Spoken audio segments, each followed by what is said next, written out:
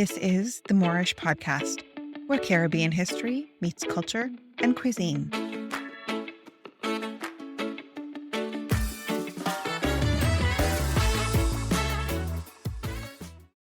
Hi, Mireille. Hi, Hema. We have a bit of a different episode today. It is going to be Q&A style with me asking you the questions so people can get to know you a little bit. Before I get started, Mireille has been with us for the entirety of season 1 of the Moreish Podcast, talking about food, talking about history. And with Mireille transitioning off and moving on to other projects, I thought this would be a really good time to get to know who Mireille is outside of the podcast because she has a gazillion other things going on. So, Mireille, let's start with tell us a little bit about yourself and your background. I come from a mixed Caribbean background. My dad's Haitian, my mother's from the Dutch Caribbean, Dominica, Barbados, and I just grew up with a lot of different Caribbean influences. And I think being exposed to and ethnicities, because with being from the Dutch Caribbean, there's part of my family that's Indo-Caribbean, there's part of my family that's Indonesian Caribbean, etc. And I think just growing up with so many influences and so many different cultures and foods and everything from a young age, it just made me so open. Like, I'm not like a lot of Caribbean people will be like, my island's the best and this, mine has the best. I never say that any country or island's food is the best because I think they all have amazing things to contribute, whether it's to the global world in whatever capacity or on a culinary level. And I just think that we should respect and have appreciation for all the different countries that we come from and the countries of the world. I agree. We, through this podcast, you and I both have talked several times about through the research, learning more about the history and the people and the different people that have gone to or been brought to, whether by force or not, the different islands. And it's really given me more of a respect for the Caribbean culture as a whole, but also the individual countries and the individual islands and their unique diversity and culture. So before we move on, I want to know a little bit more about you and your chef work.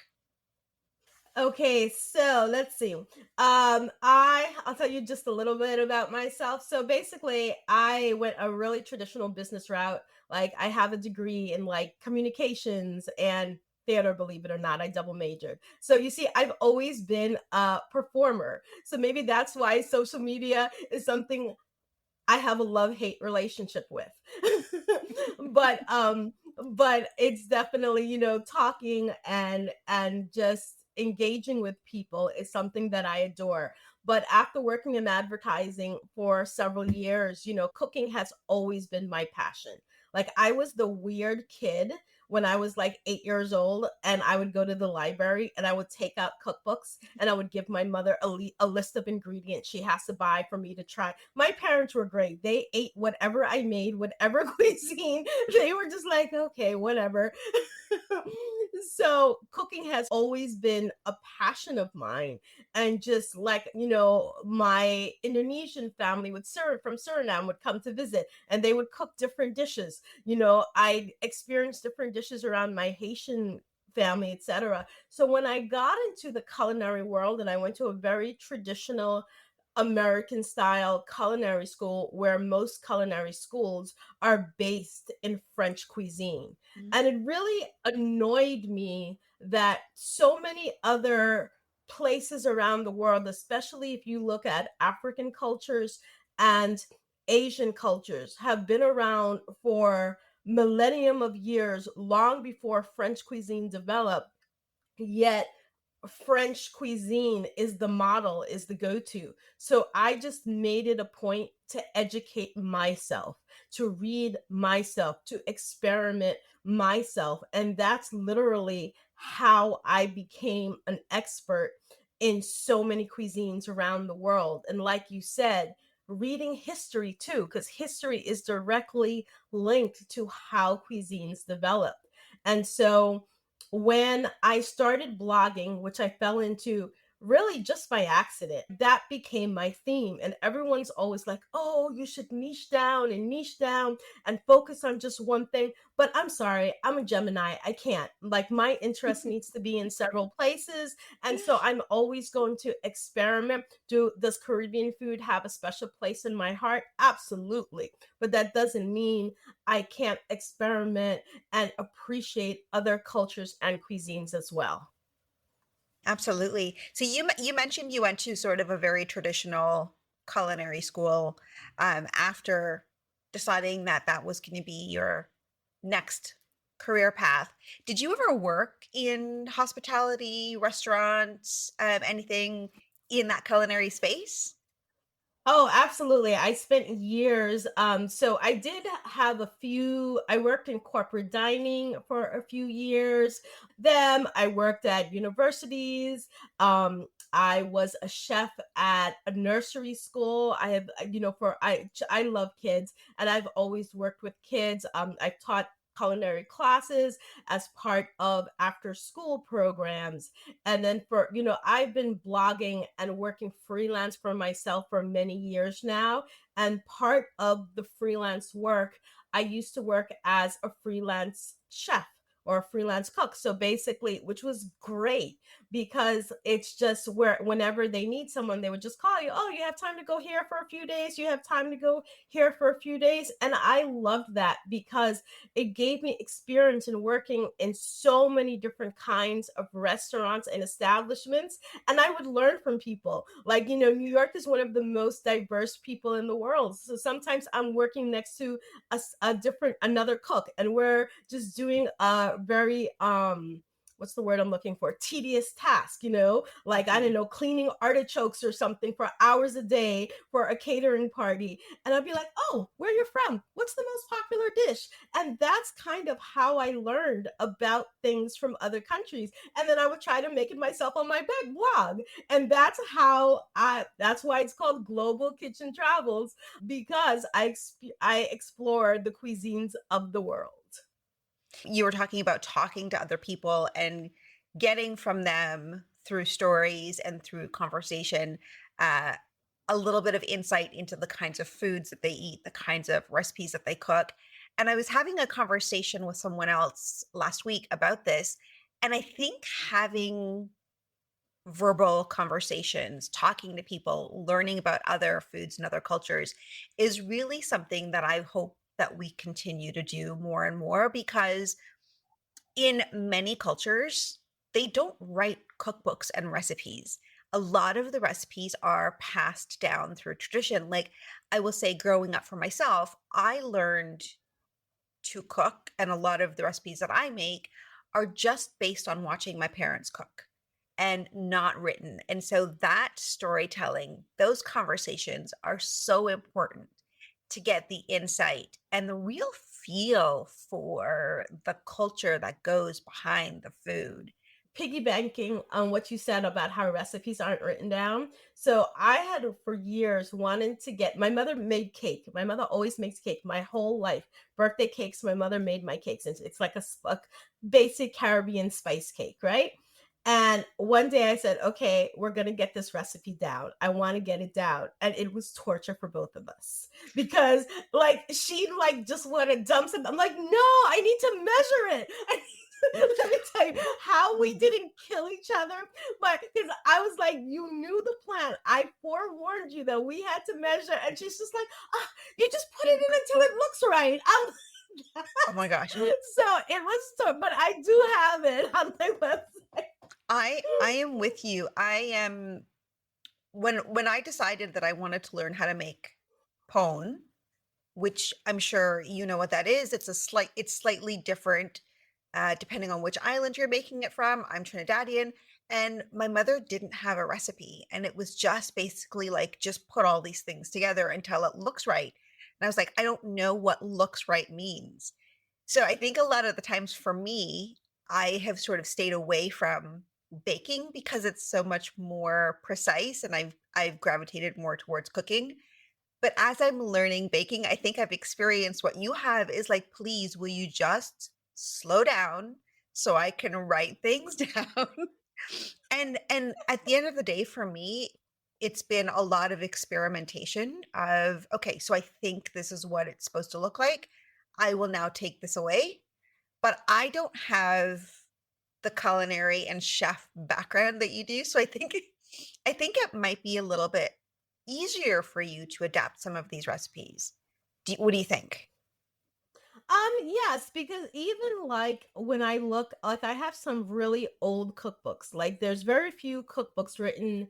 Now it's getting better where a lot of comprehensive cookbooks include it. But my family comes from smaller islands, from Dominica, from Aruba.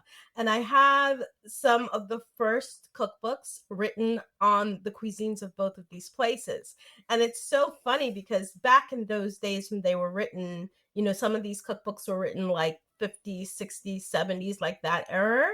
You know, people used to cook at home so much and they just assume things. I've got this one cookbook and it said, well, make a custard with the eggs and milk. Well, if you don't know how to make a custard, how? And a lot of times I adapt these recipes for my website. And to tell you the truth, it's not like I'm creating the recipe from scratch, but I'm just making it into measurements and procedures that people who don't know how to cook can actually follow it, because they just assume you know how to cook, but maybe you just don't know the exact quantities. And for a lot of people, especially people who are may have grown up in America or Canada or the UK, where they have Caribbean roots and they know of these foods, but because when you grew up in other countries, you have all these different influences, etc. It's not something that you're going to be making necessarily on a regular basis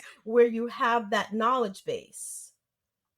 Yeah, that's really true. It's really important to understand, I think, too, that as you talked about adapting some of these recipes or writing out the steps for something like making a custard, I think it also speaks to the fact that every family has their own slight nuances and ways of making a dish. So, for example, I might make pilau one way, you might make it slightly different because that's just how your family grew up making it, but both are the same dish. They're both pilau.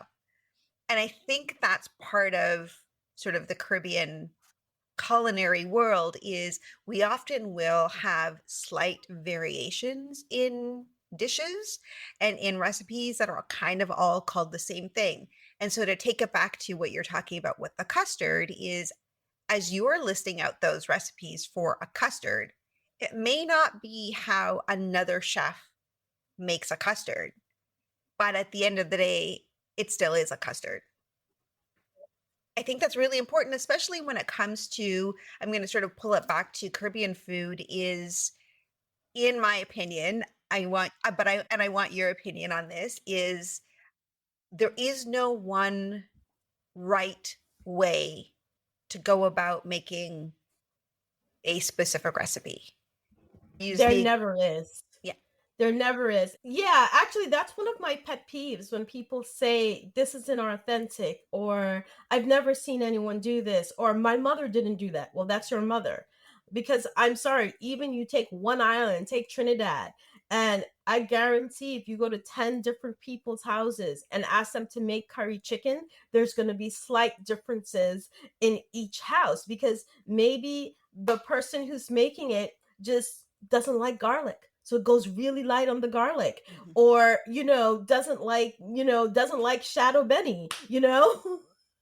And so there's going to be nuances based on personal preference, and that doesn't mean it's wrong, it's just different. Like, for example, I actually do have a recipe for pone on my website, and oh my lord, the Bajans attacked me. The Bajans attacked me because I'll tell you why. Because and this is the way my grandmother made it, so this is the way I make it. I put a little bit with the spices used. We always put a pinch of black pepper.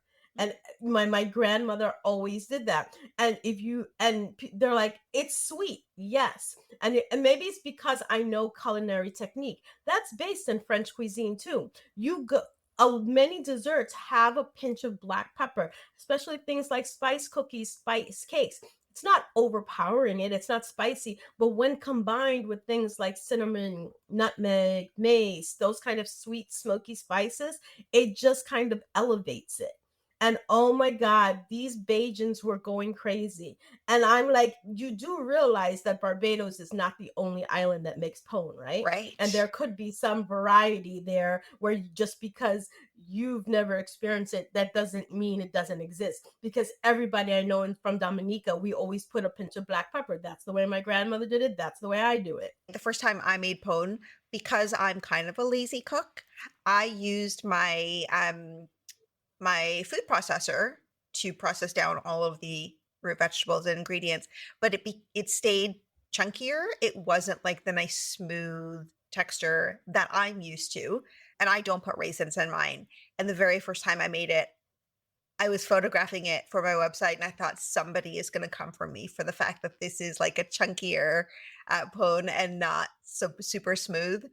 And it's always a fear with putting yourself out there, right? When you write for your website, when you put yourself out there on social media, people are more likely to comment when they have something negative to say. How do you deal with that? At the beginning, it was very difficult.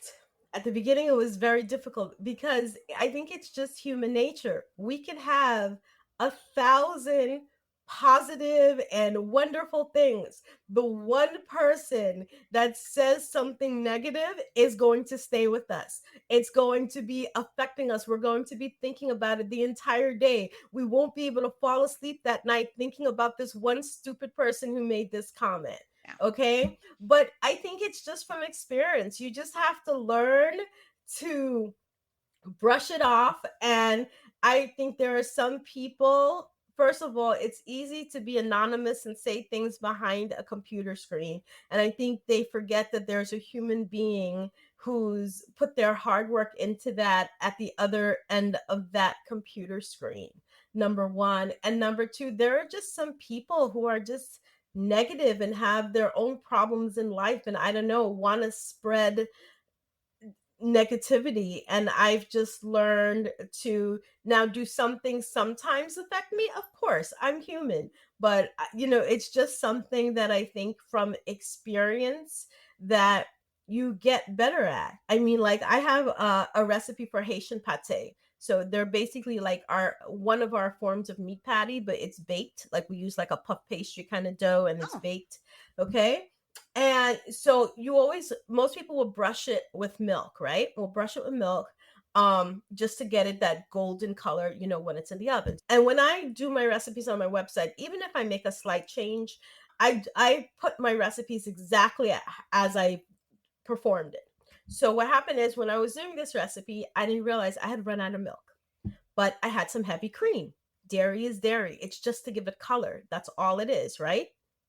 Know someone, and it's always your own people, it's always the people from thing, didn't take time to write like a 3 paragraph email to me explaining how I don't know anything and I don't know what I'm talking about, da, da, da, da, da, just because I replaced heavy cream for milk just to brush the tops of the dough.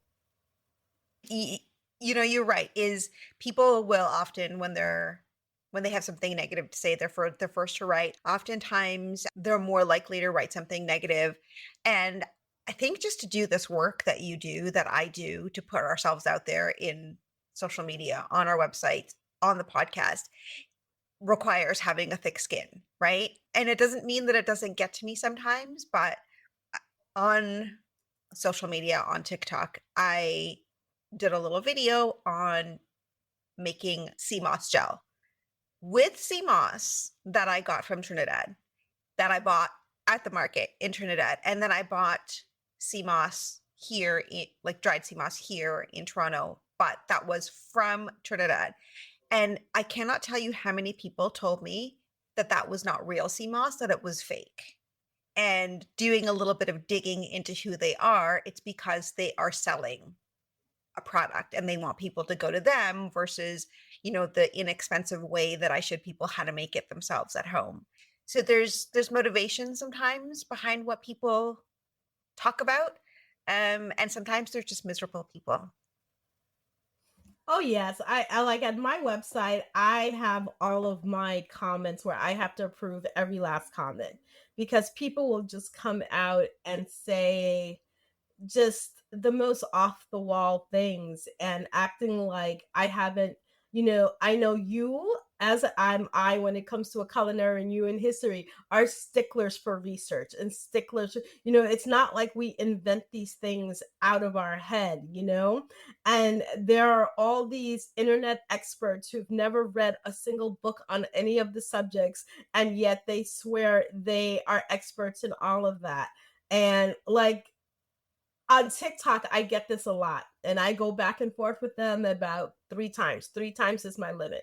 After that, I stop responding, and if they start getting personal, I block them because I'm like, "You can debate me on an issue. There's no reason to get personal, attacking people's looks or whatever." Oh gosh. Even when they're arguing with each other and it's not directed at me personally, I'm like, if you do not have the intelligence to debate an issue without attacking people on a personal level, oh, I am the queen of blocking people. You have no idea how much people I block. You know, And sometimes I block them even though like I was talking to like experts will be like, "Oh, that's great. That's engagement." Da da da. But if some of the comments, if it can affect me in my mental state, like, and I'm like, it is not good for my mental health for me to see that comment every single time I look on that post. So I don't care what it does for engagement, I will delete it because I have to protect my mental health. And if that's going to affect me, I delete it. yeah, that's a good sort of rule of thumb. Engaging with them 3 times and then that's it, right? Because you give people a chance. And then if they continue to abuse the situation or abuse you verbally or someone else, they've lost their chance because it's your platform. Absolutely. I do the same. I will give people an opportunity. I do not hesitate to delete rude comments, um, or just block people if I see that they're just trying to stir the pot. And sometimes I will be honest, I just say, if they make a comment, I might just say thank you or I appreciate it to shut down conversation, right? So you've had your say. I'm going to say thank you for your comment. That's not an acknowledgement of you being right or wrong. I'm just appreciating that you took the time. And sometimes that will shut it down. That's a good method as well. So, sometimes people just feel like they need to be heard. So I want to talk about something that we have addressed way back in the early days of the podcast. But now that we're talking about your work, now that we're talking about your website, Global Kitchen Travels, I want to readdress something that probably is affecting the traffic on your website. I know it has affected mine. Is there's been a lot of changes with Google. That's not what I'm talking about. What I'm talking about is the people who have bigger platforms who make a version of a Caribbean recipe and are getting the traffic because they have a bigger website, a bigger platform, whatever. Okay, so I don't object to people making food of other cultures because I do it. That's kind of what my whole brand is about. But my problem is when people misrepresent the culture and don't do their research. Okay? To me, that whether you outrank someone else who is of the cuisine, it bothers me on a very minor level because it's a business. That's what blogging has become. So if you're presenting a recipe, you have to learn what SEO is and learn how to write for SEO and if you learn how to do that and make Google happy, you should rank. Maybe you won't rank number one, but you'll definitely be on that first page, and that's what you need, and you have to do all the things to make yourself rank higher. If you want to make it into an income generating business, you have to treat it as a business and do some things maybe that are annoying. That's not your forte, but you have to figure it out and learn how to do it. But my problem is with people who represent recipes of other cultures is do your research. Don't like just look at one person and it's like, oh, okay, I'm going to do this person. And especially if the person that you're using as your guide is someone who is not of that culture. How are you using someone like, for example, and I'm not going to mention her name because she's a very, very popular blogger, but she has a recipe for Caribbean brown stew chicken where she uses ketchup. And I've seen several, and it's all recipes made by African American people, and they're all using ketchup in their brown stew chicken. So probably one person started it, and because they already are a popular blogger with a high DA, domain authority, etc., they became the model, then other people followed after them. It's things like that where Mhm. I find if you're going to do it, then do it. I don't have a problem with you doing it, but do your research so that you're presenting it as authentically as possible.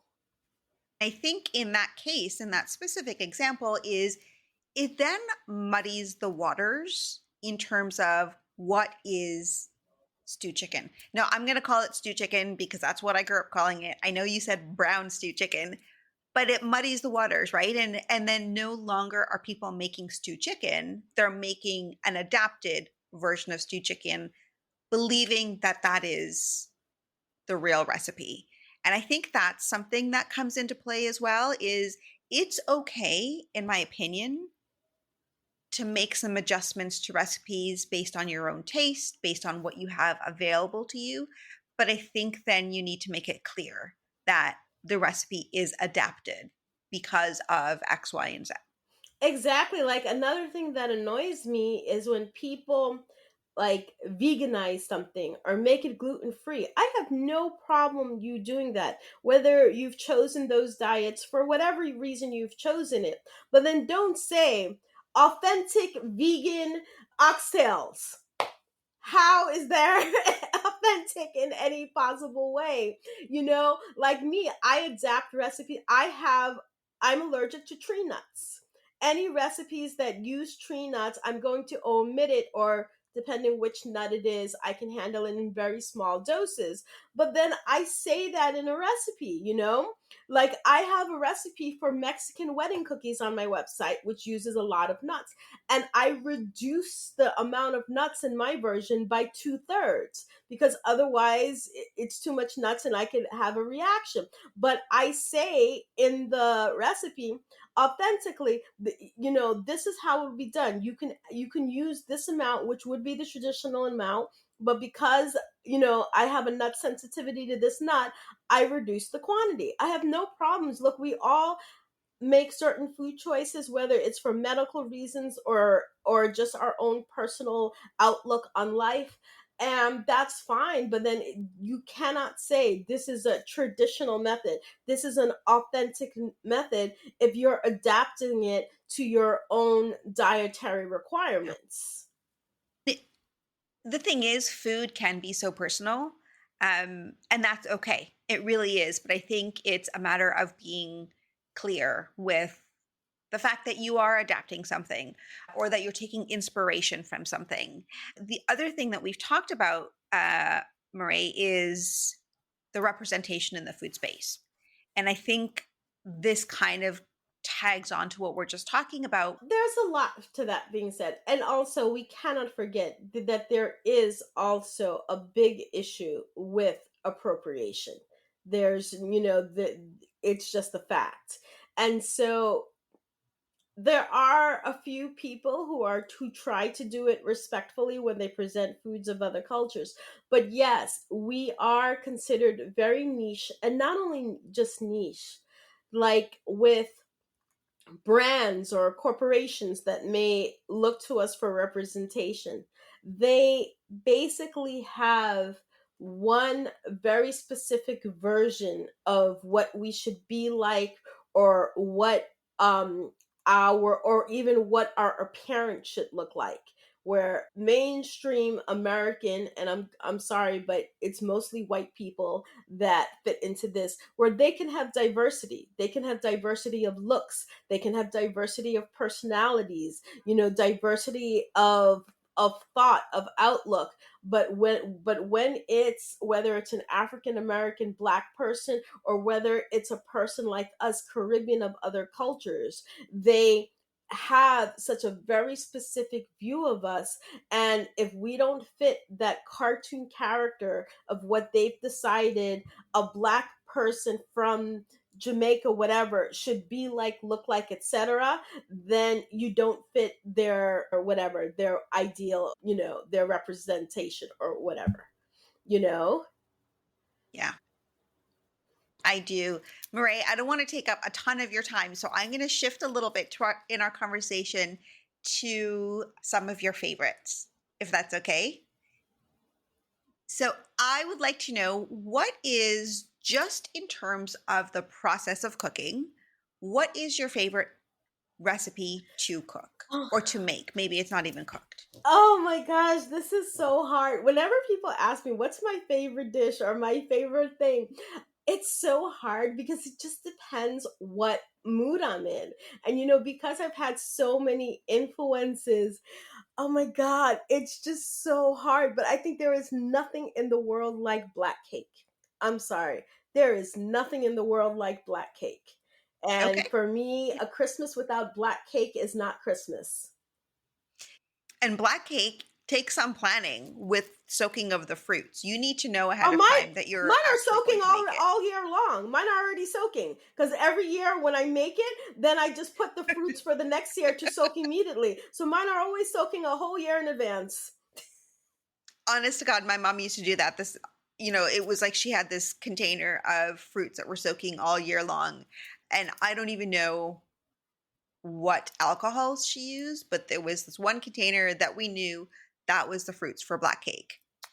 What is your favorite recipe or meal to cook for yourself? My favorite meal or recipe to cook for myself.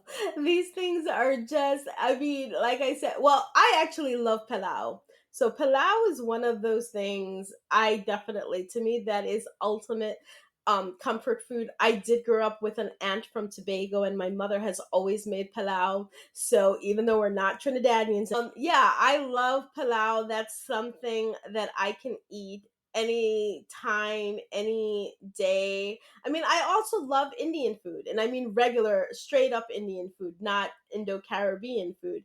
And there's lots of amazing Indian dishes. Like there's this dish I love called cherry pepper chicken. And it's so easy, and you just basically make this masala, but the main ingredient is actually black peppercorns. And then you just boil the chicken in this Oh, simple masala, and it is so easy and it is so delicious. So I love all cuisines, and it just depends what mood I'm in. if you are cooking for guests, what is your favorite thing to make? Gosh, you are just these questions. My favorite anything is just so hard. What is my favorite thing for guests? Okay, well, first of all, it's not on my website, but been making it for like years. I make an amazing tiramisu. And everybody always loves my tiramisu. So tiramisu is definite, like for desserts, like if anyone says, "Oh, like whenever I'm at a quandary, I'm always going to make a tiramisu. And I only like the way I make it. I'm sorry, I cannot. Or once I learned how to make it, I cannot order tiramisu in a restaurant. I'm sorry, I never think it's as good as mine, or they'd be doing some weird, innovative stuff that I know isn't traditionally Italian, so it annoys me. Another dessert that I love, that I make often, that a lot of people love, is a Greek dessert called galaktaporeka, and it's basically like a semolina pudding, but then you put it in between layers of phyllo dough, then you bake it, Then as soon as it comes out of the oven, you cover it with a syrup, like an orange flavored syrup that's laced with ouzo, which is an anise flavored liqueur. So that's definitely one of my favorites. Murray, is there anything that you would like people to know and understand about Caribbean cuisine? I want people to know that it's so diverse. We are so multicultural. Even a place like Haiti, and I'm half Haitian, the media has this very small, defined look of what a Haitian person is supposed to look like, what their ancestry is supposed to look like. There's a whole region of Haiti where half of the people have Polish background. you know and so there are I think it's just the diversity. We're more than curry and roti, and we're more than jerk chicken, and there are so many unique dishes to each island, and we all have, yes, there's some similarities, but we all have unique cultures, unique languages. There's just diversity of people, which brings diversity of cuisine. And I think so many people just put us into these small little boxes. And I also just think people just don't know enough. People think that the Caribbean consists of about 4 islands, and you say you're from any other island, they're like, "Oh, is that in Jamaica?" No, it's not. I did a TikTok last week, basically, just saying that although the roots of curry come from India, and I specifically said the roots of curry come from India, the way it's changed in Jamaica now makes it a Jamaican dish. The way it was changed in Trinidad now makes it a Trinidadian dish and part of Trinidad's national cuisine. And all of these people started attacking me. Put it this way, there were both, remember when we were saying both, there were both sides. I had a lot of people agreeing with me, but of course the things that stays with you is the negativity. And why are you trying to take away Indian? Why are you saying that it's not an Indian dish? Well, oh my gosh, I'm like, I clearly said it came from India. And like, they're just hearing what they want to hear. A lot of the comments I was receiving was rooted in anti-blackness, because I'm sorry, you go to someone like Trinidad, Indian people, black people, Chinese Trinis, every kind of Trini is going to be making curry. It is not just an Indian dish. It's not just Indian people anymore, because when it came there, then it gets influenced by all the other cultures that the people came into. So no one is denying its history is in India, but the way it's changed now makes that a Trini curry, now makes that a Jamaican curry, because if they were all just Indian dishes, they would all taste the same, and neither of them do. Murray, this has been so much fun connecting and talking about things that are more in line with what you're working on and some of the other sides of who you are. Before we wrap up, let's talk about what you are working on and what's coming up for you. Well, I'm working on my blog, handling these Google updates, doing a lot of updates. And I am going to be kind of, even though I've been sporadic, kind of relaunching and getting more consistent with my YouTube channel. So, and building a cooking course. So, those are just a few of the things I'm going to be working at in the next few months. A cooking course, that's exciting. Do you have like a sign up list, or should people just keep an eye on your socials for when you're launching that? Um, Yeah, you could keep an eye on my socials, and through my website you can also sign up for my newsletter. So you could sign up for my newsletter, and that way whenever I have any announcements, you could also get it directly in your email. I'm not going to ask you too much about it because I'm sure, in the beginning stages, as we know, plans can sometimes shift and change.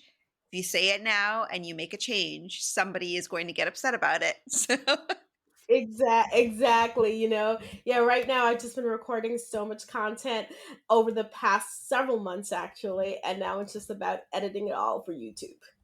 You were doing some cookbook reviews, I think, or judging. Is that Yes, still happening? yes. So I'm a James Beard judge. This is the second year in a row I've been a James Beard judge. I really can't tell you what category or anything yet for this year because we're still in round 3 of the judging, so that I'm not influenced. We can't say anything about any books we tried for the current year until the winners are actually announced. A cooking course and judging cookbooks. That sounds really exciting. Mireille, if people want to keep up with you and what you're working on, where can they find you? Sure. So I am Chef Mireille all over social media. I'm most active on Instagram and TikTok. And you can also, and my website, globalkitchentravels.com, sign up for my newsletter and stay up to date that way. I just wanted to say really quick, Hema, it was such a pleasure getting to know you throughout the first season of the podcast.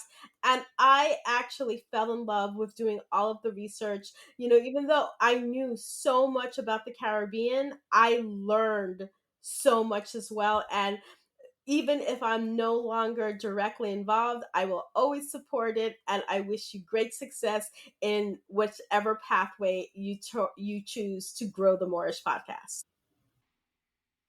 Thanks so much, Mireille. And that is a wrap for this bonus episode with Chef Mireille.